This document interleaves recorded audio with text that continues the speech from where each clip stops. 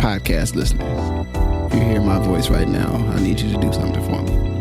I want you to take out your phone or on your computer, go to Apple Podcasts, search for Ask Your Oldhead podcast. You'll see my logo, my little picture, my little image there. Find the show. Please rate and write a review.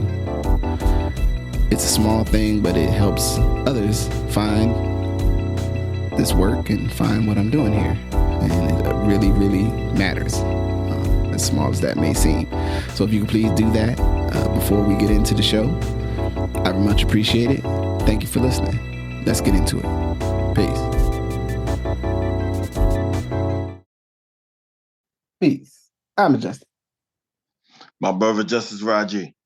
All right. So this week, I guess in the preceding weekend, Coach Deion Sanders, Coach Prime, I think sometimes he's okay with Coach Prime, but Coach and his Colorado Buffaloes beat the TCU, I think they're Horned Frogs or something. Horned Frogs. Yeah.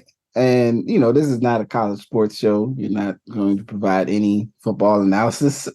If anyone's like, oh man, Justin's about to talk about football analysis and the schematics. Like, no, there'll be no schematics. You know what I'm saying? That is not one.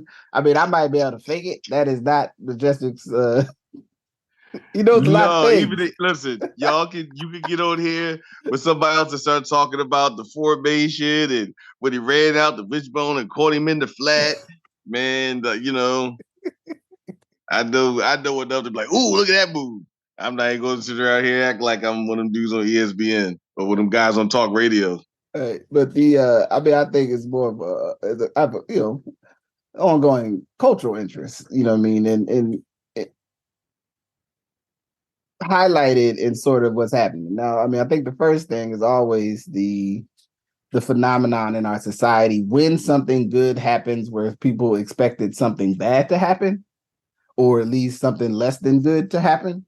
And then how we all deal with that, I always think is fascinating because, you know, there's a reasonable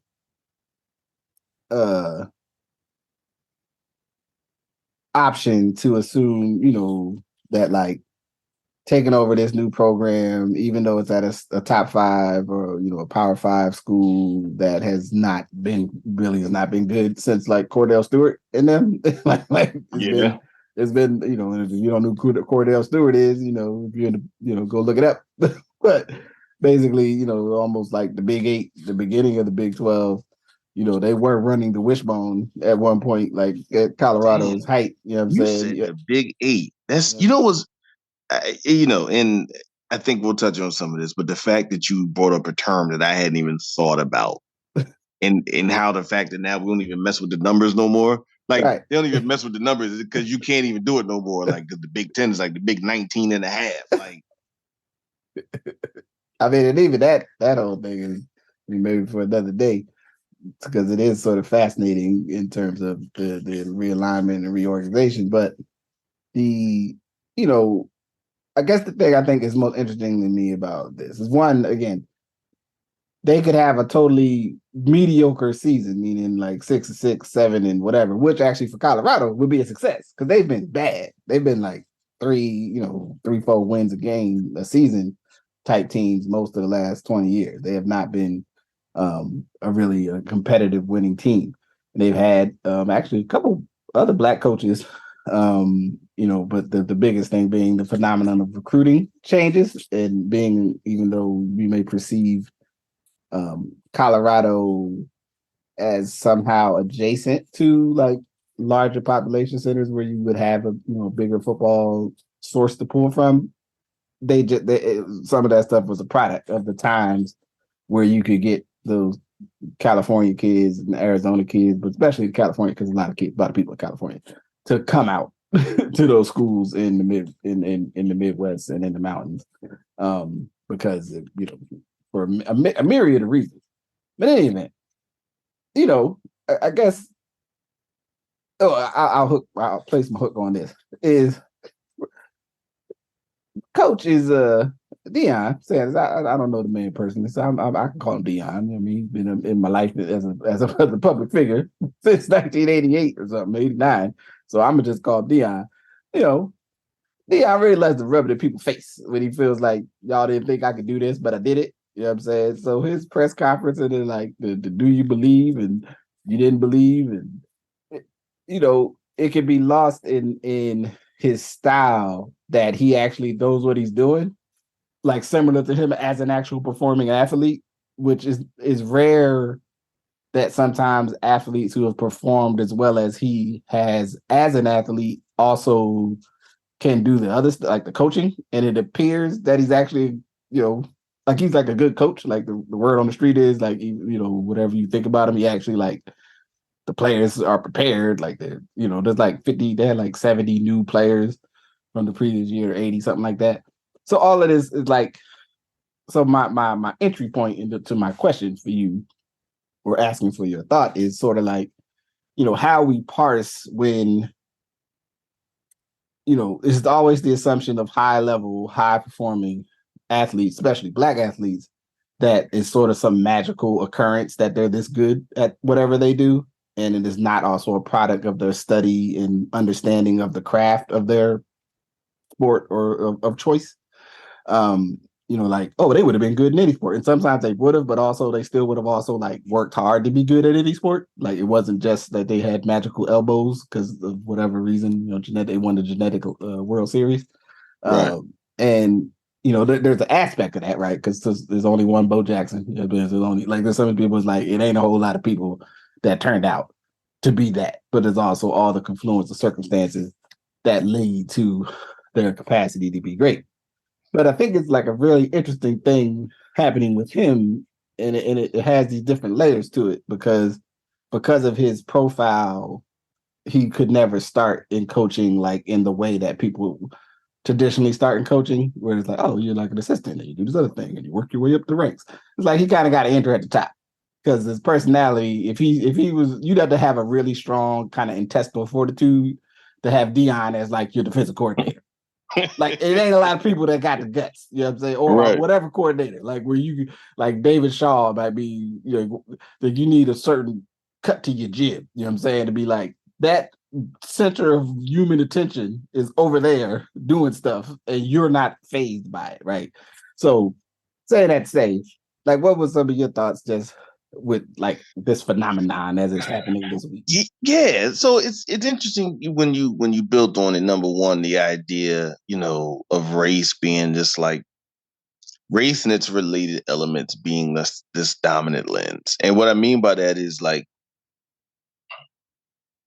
we think about coaches and you think about what gets written in as like who are good coaches. And you're like, if you're not super aware of it, you're like white men who run a no nonsense thing, right? Like Yeah. those are the good coaches, right? Somebody wears glasses and the Belichick and the Sabins, right? Like, I mean, you had a run of these people who are really good at what they do. So that starts to frame your idea of like coaching.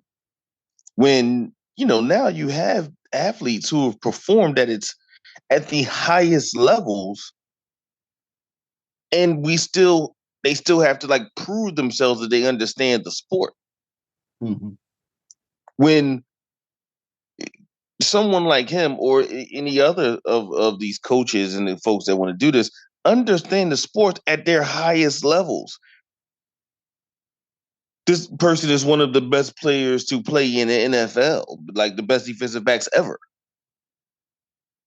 So led teams as a defensive back, which is really hard because right, like you don't have the ball. Like it's hard to be the leader of the team and like they can just not throw the ball towards you, and you know what I'm saying, and you're still a leader. Like it's very difficult. and so I think that idea, and then you know I also think Deion Sanders is like your uncle with a chip on his shoulder, like perpetually. Right. You know what I mean?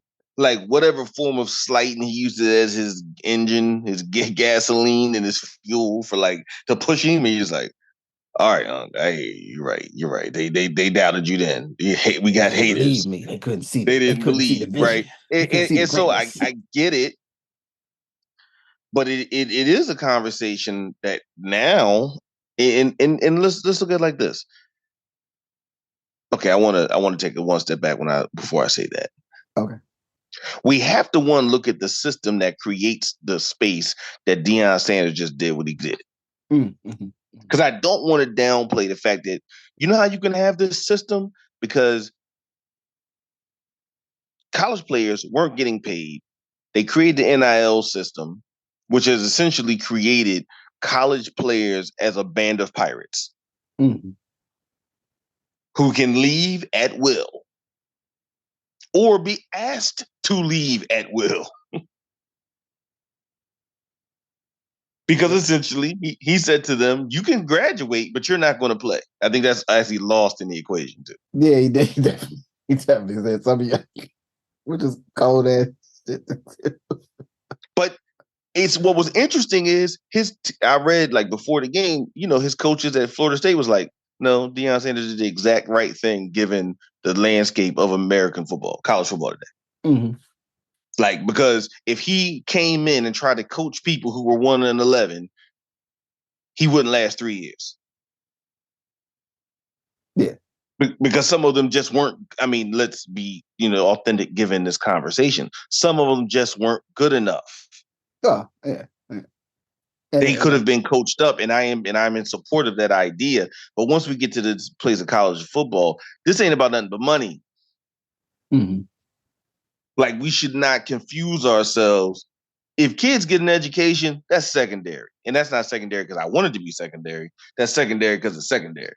Mm-hmm.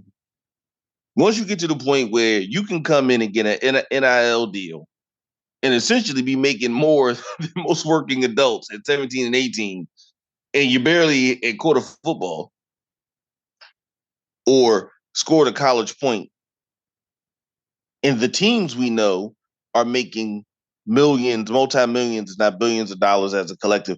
This is about money. And he understood that, and he understands that. And he's made decisions that he made decisions like when you close 2 stores because they're underperforming.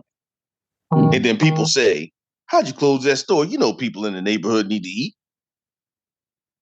And Right. then you say, "That's a good point. They do need to eat. But if my business goes under, they still ain't gonna eat anyway." Right. I go He out of knew business. It don't matter.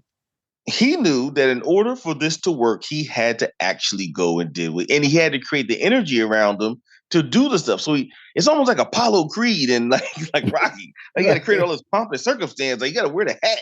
Like you know what I mean? Like You got right. You got to come in with the whole outfit, like because otherwise they're yeah, not he got going to to notice come in you. with the whole. He has to do the whole thing. Now, underlying the whole thing is a brilliant football mind.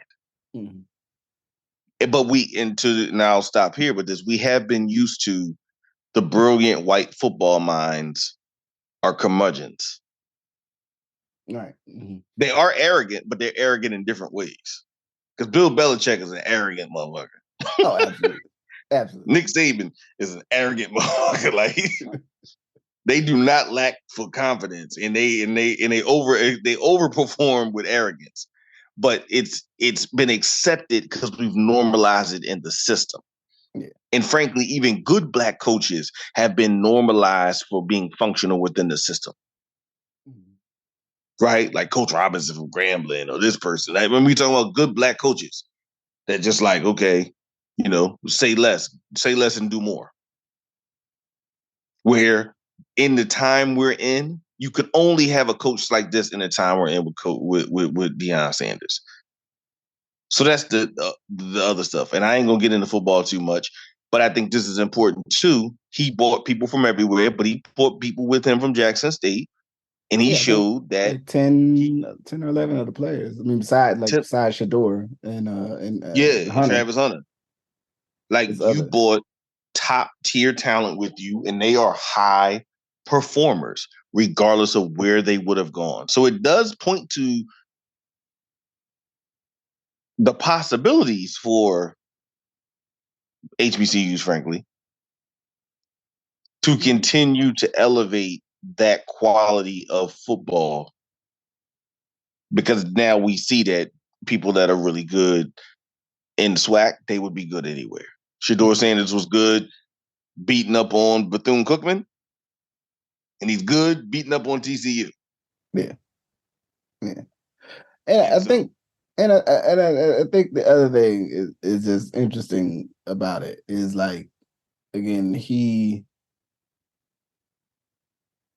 I read a subtext into his whole, like, the largesse of who he is overall is like a part of the skeptical eye, right? And I might be reading stuff into people's thoughts and feelings about it, but like I understand totally also why Colorado is like, yo, the only way we can, like, it's an asymmetrical response in a sense that like the only way we can generate the energy to be an attracting force is we need a him, like some dude who's probably a great guy and has been working on his motivational speeches and has fantastic X's and O's, but has no um charismatic persona that would I think they'll say like when if Coach Sanders calls your house, sends your moms and them, sends a letter, you know what I'm saying, put it like this, well, you know what, I'm not gonna do that because I don't want to put that out there, but let's just say at a time if my son was still in high school and if he had actually got into football at a significant level, I'm taking Coach Sanders' call, me, because I'm like, that's Dion. Now, right. Coach Jefferson might be a great guy, or Coach Wilson, you name the coach, they might be fantastic. Deion Sanders call your house and say, "This is Prime. I want to talk to you about your son. Come play for me at Scooby Doo University." I'm like, I'm taking the call because whether it's real or not, his presence has a value. There's some demonstration also though that he does really care about like who's being successful in football and like get moving on with their lives. Like, I'm sure you're probably getting some sort of, complicated conversation about, leaving one school and going to another, or, the imbalance and power and authority and privilege within the structure of college athletics. Absolutely. But, within the nature, as you brought up, the nature of the system that we have, like that would matter. And then that would even matter for, again, a school like Colorado, which I'm sure the people from that are part of the Colorado universe, they probably feel like Colorado is the greatest place on earth and they love it and the history and the da-da-da-da-da-da. But to a whole bunch of you know, 3 and 4 and definitely 5-star college, high school athletes, Colorado ain't on the radar if Sanders ain't there. You know what I mean? And it gets to the thing that I like to think about, like in the world, like having an understanding of where you fit as a person, and it's and not allowing, so saying that to say like, um, I have a circle of influence based on the worlds that I've worked in professionally and served as a member of the community here. I have a circle of influence based on who I was as a teenager in the place that I grew up in with the people and peers from that space. And to those people or people adjacent to that, if they're like, "Oh, Justice, oh yeah, I know Justice is a good guy. Great. Oh man, I'm glad Justice is gonna come to this barbecue and bring a plate." Right. There's some other people like, I don't give a damn about Justice. Who else is Justice? You know what I'm saying? Like I'd have to go in that space and like, I go to a city like Seattle. I know some people in Seattle, but they don't necessarily, random Seattle person don't know Justice. And that's okay. Right. And I think universities, big institutions, and especially ones that represent like regions of the country or might be the pride of a place, you can be there and assume that you should have the same level of notoriety as some other place you've heard of. And it can be very difficult for people to parse. It's like, hey man, you're not as popular as that other place. And that's okay. It doesn't mean your place is bad. It just means it's not as popular. You know what I'm saying? And you know, that's all right. You know, once upon a time, Oregon wasn't hip. It was just there Right. was the green team in Oregon that was quite frankly bad. And then in the And early before you got them good jerseys. they did a hell of a marketing plan and some coaching hits, and suddenly Oregon is now Oregon, right? So there's a cachet now with the University of Oregon. You know, it doesn't mean that the school wasn't a good school to go to, that they didn't have great athletic training programs and everything else in the past, but everything else that has become its national sort of cachet, it didn't. It didn't. In the 1997, we was playing college football in '96. You know what I'm saying, on Chesterfield. Yeah. You know what I'm saying? Oregon was cool green uniforms. Like it was. Yep. And They a had matter of one fact, fast Oregon dude that State you would just, yeah. was fun on the video game because they had some kind of crazy fullback. If you pushed him in, he was really fast. I don't remember who that dude was, but you could, that was my secret wishbone team, because you could play with Oregon State in college football '96. I'm just some free I secrets for remember. so if y'all want to get back in the But mix. You know what I'm saying? So like, but I just want to if we could add on, because I think you make a really good point, and I think it touches on the point of his decision to leave Jackson State. mm-hmm. We could, and this is just like a bigger professional conversation, Mm-hmm. because at what point, at least the first game, we might come back to this and belabor and be like, "Oh man, we was full of shit." Right, they got mollywop the rest of the They got season. mollywop for the last 6 games. And we might come back to this, so everybody will be holding us. Oh, I thought today was good. Coach But Brown. yeah, but I do think there's something to be said for the way he developed that talent. And then you put it in the context of just what goes on with the facilities and HBCUs. And again, that's an entire community solution. One of the things that, from, we was building earlier, my experiences this weekend, is just because you're not wrong doesn't mean you're not accountable. Mm-hmm. A lot of times people, when we judge accountability, it's always right or wrong. Like, I'm bringing you to account because you were wrong. Then there's a broader accountability. And just as we should hold states accountable to make sure that HBCUs are funded appropriately, if you want to see your sports have the stuff that it needs to have, then we all have a degree of accountability. Or once you start talking about it, let's say responsibility, to think through how you can make it work, even if you did not aggrieve someone or you're not an aggrieved party. Mm-hmm. You still have a space of saying, hey, I think HBCUs matter. So guess what? Here's $20. Here's $100. Right? If you think that matters that much. Because the thing is, he has taken his talent to not a better level, only a more resourced level, Mm-hmm. and shown that his way he wanted to do it based on that could actually perform in those places as well. Yeah. Willfully, it reinforces to folks to now understand that HBCUs now just not just no pipeline of big fives. They're really a place where you can build. You should be able to build successful programs. And since our universities over-index on producing many of the professions for our community and for this country, when it comes to Black folks, we also can think about how they function as full places, so that if somebody wants to go to Colorado, or they want to go to Nevada, or they want to go to Michigan, or they want to go to insert place, University of Virginia, that's fine, because you're an American citizen. You deserve due process to go where you want to go. Yeah.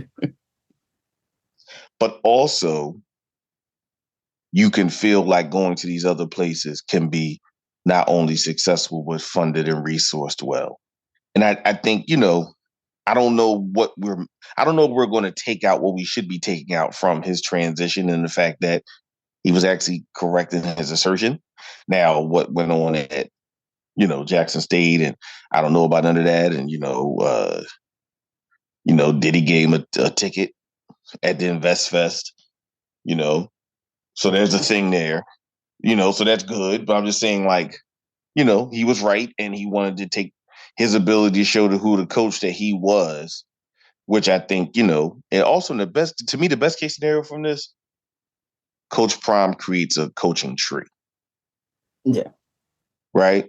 Because I think that is what also starts to change and shift the mentality around coaching and normalizes and creates a new normal for coaching in college football and eventually pro football.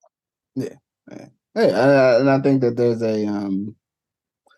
a pathway. One, I'm gonna say on the, like, even him transitioning there, like, it is a state land grant institution. It's fantastically funded and has a giant body base. It would be the equivalent of, I think, moving from what, like I don't remember all the Fortune counts, but like a Fortune 5,000 company to a Fortune 1,000 company, right? Maybe not a Fortune 500, but it Right. is, like, it's still one of the biggest of the thing that we're talking about. It's one of the biggest ones around, right? And if you have that opportunity, depending on your own direction in life, you probably should seriously consider, taking the opportunity. I think the other thing is that if a player like him, again, with his profile and a professional athlete of his particular, nature, which is, a generational Hall of Fame player, can also make waves in building a great institution in the world of coaching, I think that's a good thing for us as a society. I don't think it's a bad thing. I think it's dope. I think it's fantastic. And then again, with that, if it can build the network of, like, yeah, and then the folks that coach with him, he's bringing people in, or it's expanding the pathway, is also showing, these the the false sense of safety that a lot of the times is also a part of the reason why institutions kind of keep repeating the same institutional decisions that may at times be mired in a legacy of, racism. But also then it starts to shift to a, like, well, but we trust this process. So yes, 30 years ago, we never would have given this type of person or that person an opportunity because of the legacy of, structural racism. Oh, or maybe overtly, right? And where now we're at this place where it's like, well, we don't want to do that, but also we want to be able to look and say he's done these things, or they've come from this pathway, or there's this trajectory, or you just don't want to get scrutinized or questioned, because which has been a theme for me, I think, over this summer, even is pondering the idea of, like, when people have questions about something, it doesn't mean that whatever you're doing is wrong. It just means they got questions. And it's okay for something to have questions, but you still do it and you still work on it, because you're not, you know what I'm saying? Like, right. Like the question asking should be a part of the doing, to me. But there's so many of our institutions and systems, when people ask questions, people then think that means you made a wrong decision because you got to answer questions. Right now, if you're answering, questions that maybe are, as we could say, for lack of a better word, bad questions, meaning, like, I don't know, like you hired a new you hired somebody to be your data analyst that ain't never did no data analyzing, right? Like, that's our new chief of data analyzing. Like, oh wow, welcome to the team. And it's like, yeah, they ain't never analyzed no data, nor managed anybody to analyze data, right? Because you could have people that aren't necessarily the greatest at that analyzing data, that are really good at managing the system of the people that manage the data, right? So just because I know some of y'all think, you know what I'm saying, what y'all was about to say. I know what y'all was about to say, right? And you could have someone who maybe is not the greatest engineer, but is very good at managing engineers, right? Because managing is a skill. Everybody can't do it. Some of y'all don't think it's maybe worth as much as it's worth. But when you want to get, you want to get that new game system on the schedule you wanted, or you want to go to that event that you want to go to. You want your food on time, right? Then you start worrying about talk about management systems, and you're like, hey, well, why was those vegetables cold when they got here? It'd be like, well, yeah, because the person, they cooked them and they were great when they were done, but the rest of the system to get that plate to you was bad, and therefore you got some cold broccoli. You're looking at some cold charred broccoli with a pesto drizzle. You know what I'm saying? Because you know what I mean, the system and the stuff that's supposed to get the A to the B to B to the C it was not run well. So I just Right. think it's fascinating, and and he's a funny dude. Like he does stuff. It's fodder for he does seem like the uncle that like everyone got. I think a lot of it. I'll speak for myself. I always have a adjacent family member of some sort, fictive kin or biological, who is good at something, and who, if you ask him the right question, he'll tell you about how they didn't believe in me when I was coming up there at doing the technology or the whatever, the sport or whatever the thing Right. that is they do. And they can go in, and they may have been very successful overall. They drive nice cars. They move around the world. They're like, oh man, Uncle so what's happening? Oh man, they out here, they doubting your brother. They doubting your uncle. They didn't see what I was doing. You know what I'm saying? And you like, word up, man. They need to stop doubting you, Uncle so and so. You know what I'm saying? You know what I'm saying? I don't know what you do, but you're the man. You know what I'm saying? Like, you know what I mean? And so like I feel a connection there that I think is entertaining. For the record, I think they'll be competitive. I mean that and it would be interesting actually just as a thing for that whole conference to have like a great season competitive competition wise and in its last year of existence. Oh To man. have like 7, 8 teams with almost 10 wins and That's a I'm saying? whole nother, yeah. We But need to dedicate some time to the travesty, which is the fact that now Duke and Stanford are in the same conference. yeah, Like Virginia and Cal are in the same conference. Like, yeah, this don't really make sense. you know what I mean? Like it's at some juncture, and again, I know there'll be a time for us to talk about this, but you know why the foolishness keeps happening? Because we all just look and go, oh, okay, welcome to the Atlantic Coast Conference Pacific. Like, or like team that can see the ocean, Right, you can see the bay from team here. that can see the Bay, team that can see the Pacific Ocean. Welcome to the Atlantic Coast Conference. Oh man, I don't listen. Listen, man. I mean, Pitt has been in the ACC for over 10 years. It ain't nowhere near the damn Atlantic Coast. It's 400 miles away.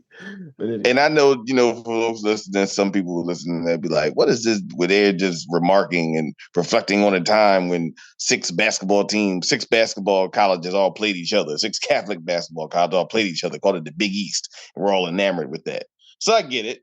Yes, it's our age that makes us enamored with that. But it also was something that did reflect a time where stuff had some sort of like, it made sense of it, where, now and again, I'll stop here, but you're going to have, when Pitt plays Cal or when Virginia plays Stanford, like, how are you going to develop actual true competition and actual true rivalries? Like it just creates a yes. space where people are going through the motions to get in bowls of which I have no idea of the name of and want to play in this, playoff, man. So anyway, I'm done with that. I'll leave that alone. So shout out to Coach Prime and all of that there. So and the other thing I wanted to share, and this would be more well, I mean, I think you find your lane within this. So I the summer extravaganza, I guess you could say, cap, or before I got, these had to begin to come back here to transition to, being back at work after taking, some time off, is I had the good fortune to go see, and this is how I say it, to go see the Beyoncé, you know what I'm saying, with the earth, and with the person that I live a life with, and who's more of a Beyonce fan, obviously, than I am. I'm not a fan. I'm just, it's Beyonce. It's like, I'm saying, Beyonce's over there. Just, you know You're over here, Beyonce's over there. You know what I'm saying? I'm like, all right, Beyonce, that's cool. You know what I'm saying? I like some of this what Beyonce's doing. Like, but it's just I guess depending. I don't even think it's a culture war thing. I think that there's some people. I think there's some overlap between the Beyonce world tour people and the Swiftie world tour people. But I would think those two are the world tour of this year that some people are going to or not going to, or at least would be the product of most people's, a lot of people's, how you say, man, what did you do cool this summer? I went to Beyonce, fill in the blank place, Chicago. I just, when I was in Vegas, I don't think it was, I don't know if that was the last show of the Vegas run, or I don't know if there was a Monday or not, but I know like at least 4 or 5 people that I know from here scanning, scrolling through the interwebs and the social medias was like, I'm in so-and-so. I'm like, oh man, you here for the Beyonce too. Look at that. You know what I'm saying? And then this weekend, I think it was at SoFi, right? So this is a big extravagance, big stadium. You know what I'm saying? There's no small venues. There's no mom and pop intimate. It's an intimate space tonight. It's like no, it's big. It's only Beyonce. There's nobody else. There's no opening act. Nobody else shows up. I don't know if I'm supposed to say that with the world, but I mean, because I think anyone would tell you this. And I guess I think the secret's out. Secret's out. All right. But the reason I wanted to bring it up and wanted to share about it is because it really is it's like a cultural experience. It's like a real phenomenon. You know what I'm saying? Like it's, sometimes as a fan of art, right? A fan of creative experiences, creative product, especially a fan of music, you can make assumptions about how you feel about something that makes it like, oh yeah, I mean, I guess it's cool. Where other people are like, you know what I'm saying? Like they like I'm about to pass out, like like the old what's the name joke around like Stevie Wonder or Eddie or Michael Jackson. Like, you know what I'm saying? Like they're gonna lose it. Like people losing their whole, you know what I'm saying, their whole sense of self. You know what I mean? If they got to see one of those performers. And this concert was that level of like, yeah, man, like people had outfits. It was like sparkles and stuff and capes and big high heels and little high heels and shiny things and a whole lot of different ways folks was dressed. You know what I'm saying? And I mean, it was the packed stadium. You know what I'm saying? Like it was lights. She was on like a horse. She had not a real horse, like the crystal horse that's on the record cover. And it's like there's a big ass screen, you know what I'm saying? And the screen be doing stuff, there's fans, the wind was blowing. It's a real wang dang doodle, man. I gotta give it up. It was like, even if you ain't know all the songs or whatever, it was still like a good time. And the other thing, and then I will open up either for your questions or add on or reflections of what you may have heard in the world, is the record itself, because based on the Renaissance, which is sort of like a house, you know what I'm saying, genre, but it's like also like a kind of a ode to house music, and also, you know what I'm saying, all the different aspects of how that shows up, including, you know what I'm saying, as a safe space, you know what I mean, or a space where there was a flourishing of expression as it relates, you know what I mean, I would say, I guess, to the LGBTQI. I might have missed the letters there. Pardon me. You did. You see it. Yeah. I'm trying to get it out, but I'm trying to get. I don't have no notes. I'll be freestyling out here sometimes.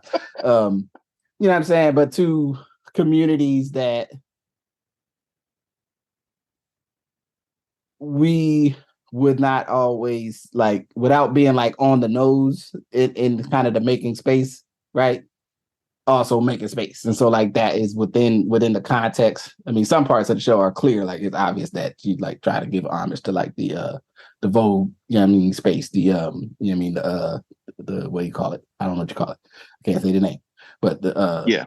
You know what I'm saying? That space. aspect. Yep. And then there's other parts that's just like, Chicago house music, these other places house music. Like, so it's multi-level of going like, yo, house in this aspect is, and all these different pieces of it are part of Black culture, Black music, and then other people enjoy it too. Like y'all can dance too. Like you're not excluded if you weren't from one of the said communities. You know what I mean? And I thought that was like that's a good thing. Like people came and people's dancing. There's funny stuff, which I'll get to in a minute. Just going to big giant concerts, because I don't go to big giant concerts. You know what I'm saying? So like, you know what I mean? I don't know the next big giant concert like this I would be going to, unless somebody, paid my ticket, or like, I mean, I can think of a few, but I tend to go to, maybe not Small always intimate affairs. small intimate affairs, but somewhere between the like 60,000 seat arena and the 10,000, 5,000, Jazz is Dead at the Mississippi Studios, or that's Robert Glasper, I think, is coming here in a couple weeks. You know what I'm saying? Like, Bobby McFerrin next spring at the Reeser. You know what I mean? Here, like, that's not going to be Beyonce numbers. You know what I'm saying? So no. But also, like I said, so yeah, so the Beyonce, it was a good time. And I don't know if you got any, qualitative reflections or thoughts around like just that dynamic or that reality anyway. No, I think that's just the reality. I mean, I will say a point that you made, and I think we've discussed it before, and it even comes off of our conversation around hip hop at 50, is this idea that there are other Black musical forms created in America. Mm-hmm. And again, being wrong doesn't mean you're not accountable. We do music a disservice. We do culture and we do history a disservice when we downplay that. Mm-hmm. Just like, we talked about, we do hip hop a down service when we downplay Harlem in that component. Mm-hmm. We do Black music a disservice when we downplay the role that house music is Black music. Like, flat out. And, is it because it started with, Black and brown folks? It's important to remember that's very similar to hip hop. It's Black and brown folks who were, extensions of disco culture, and were also, like you said, looking for safe spaces. And then it travels to New Jersey, it travels to New York, it travels to Baltimore, and then it goes to London, and goes to Europe and comes back to us.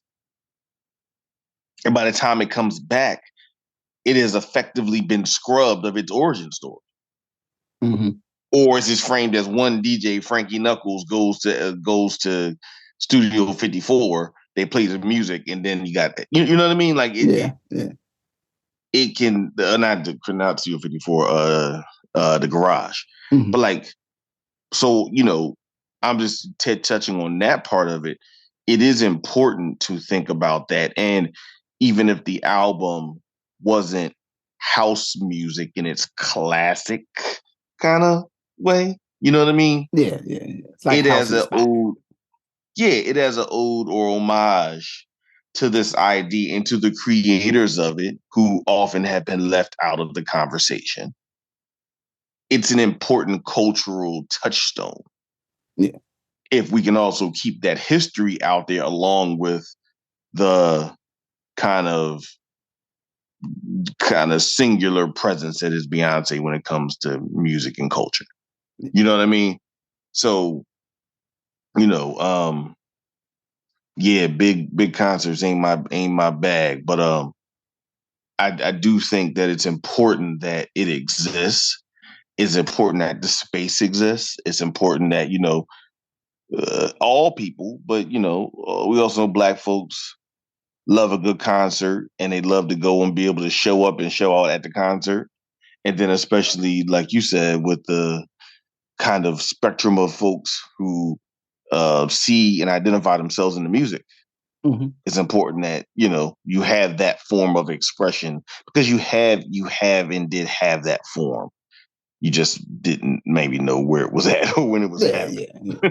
I mean, and I think it was interesting. I mean, and this is my overall, like, because I don't have the level of emotional reaction that I think you need to have at super big concerts to, like, I'm gonna be out my seat the whole concert, like, yo, this is my jam. Like, the way you feel like when we, and once upon a time in life when we performed at shows, or you would go to, like, a more like we're standing up, like you're kind of supposed to dance kind of space, where it's like there's a chair here though. Right. Like, am I blocking somebody else's view? And like, I'm a big dude. This person might not see the show. And like, I'm thinking about all this other stuff. But it's a very it's the like I say, the positive thing that I take from it though too, being like in those big venues, is that's like, people really care, and they're like people who are like really excited to be there. They're like, I'm so happy to be here. It's like the best day of my life. You know what I'm saying? And I think it's okay to like be okay with other people enjoying something maybe in a way that you don't enjoy it, and like not making it like, nah, I gotta ruin it for them because I'm not having as much fun. Like, I had a cocktail. It was actually a nice cocktail. And then the show started. The funny thing, though, was Beyonce's the only person that performed. And it was like people, I don't know what people would, nature calls, maybe they had to get up. But it seemed like it was people who like was playing the like, I'm gonna try to be there right when she actually starts performing, just like a little too close. Like it was like, you could have totally went and got that cocktail like a ways long. What were you doing? Like, because they had like guide stuff to like help people get down to their seating areas. And then once the show started, they started taking those down. So there was still like people around to help you. But like we were on the bottom of the bowl, so you could see like the floor. So it was actually really good seats to be like super close, but not too close. You know what I'm saying? If you ain't want to pay that extra however much money to get there. And then it was like people like trying to find their way back to the seats. And it was like, what were you possibly doing? That you took I saw you leave. Where did you have to go? Now, they might have been engaging in but I'm like, you I'm pretty sure you paid a lot of money for them seats. I'd never left. I've been right there. Like I paid buku bucks, as they would say. Right. I ain't never leaving. I mean, right here, I got 2-3 drinks. I got towel, baby, like to wipe the sweat. Like I'm ready to go. Like I've been locked in, man. Like where are you going? Right before the show's about. Like they blinking lights, they doing stuff. Like you see them taking the little things down. So I was just flummoxed by that, which goes to that, speaks to me to the humans. We humans just be doing human stuff, man. You can't account for it all the time. You know what I mean? Like you can't. Don't try to make sense of it. Just understand that it happened. Like, but and then it was also interesting.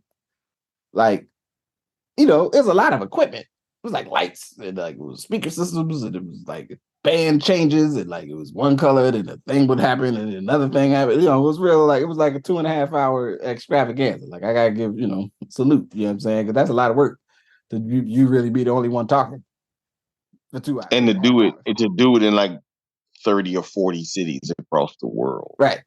Night to night, like multiple nights. Like, it's like got different outfits, like a tank, you know what I'm saying? There's dancers and stuff. There's a lot going on, man. So, I don't know. I felt like it was a good little, want to share with the world. Like you ain't see the Beyonce, you know what I'm saying?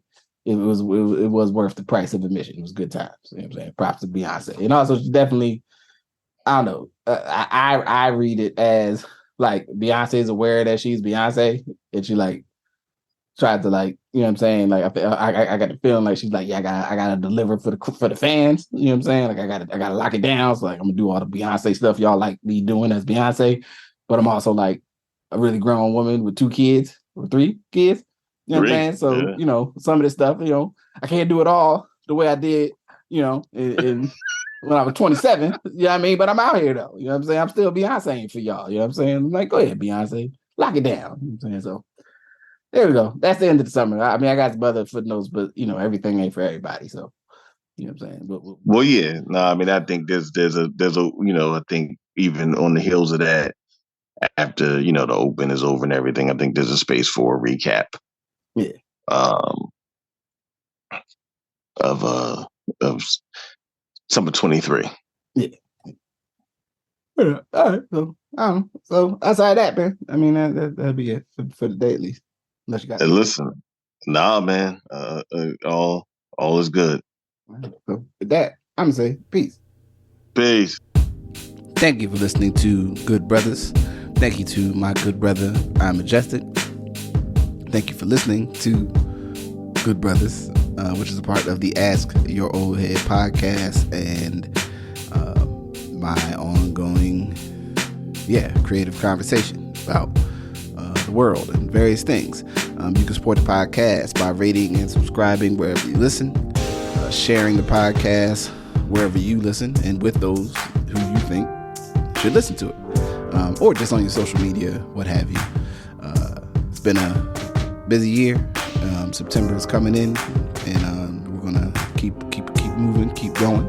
So you can also support the podcast by becoming a patron and supporting me on the Patreon. Just search up Justice Rajee, and you can subscribe to be an ongoing contributor to the show. And other than that, I'm going to let this wrap up, and we'll get into another conversation in the very near future. So with all appreciation and love, thank you for listening. Peace.